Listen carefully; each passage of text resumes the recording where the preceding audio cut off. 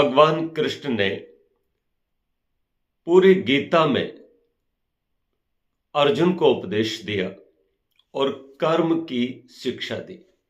कहा कि तुम कर्म करो क्योंकि तुम्हारे हाथ में केवल कर्म है। भगवान की सहाय चाहिए, लेकिन भगवान हमारे सारथी ही हो सकते हैं। शस्त्र तो हमें ही उठाना होता है। कहीं भी हमारे वेदों में, उपनिषदों में, शास्त्रों में और गीता में ऐसा नहीं आया कि जो व्यक्ति पाप करेगा या पुण्य करेगा। वस्तुतः पाप और पुण्य है क्या?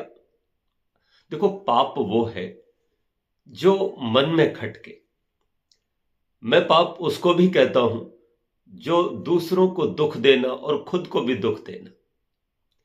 व्यक्ति टेंशन करता है ना कहीं पाप ही करता है।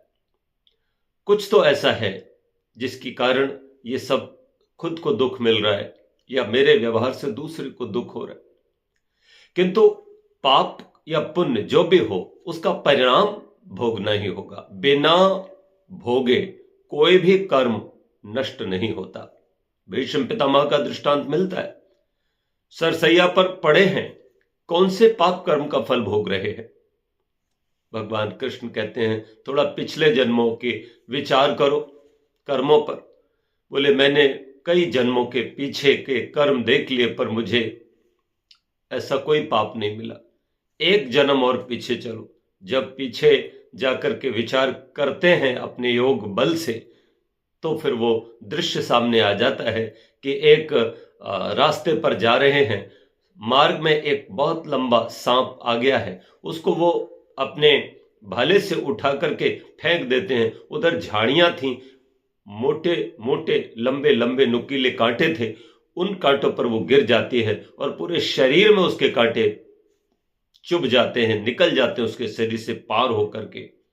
समझ गए भीष्म कि हमारे द्वारा छोटे से छोटा भी जो पाप कर्म हो जाता है उसका फल भी हमें अवश्य भोगना होता है।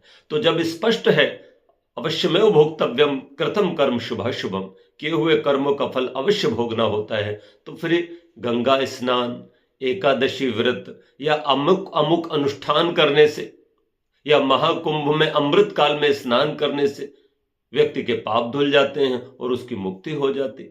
ये सब बातें कहीं ना कहीं ऐसा लगता है कि विरोधाभासी, ऐसा लगता है कि इनको समझने में हमारे धर्माधिकारियों ने कुछ भूल की है।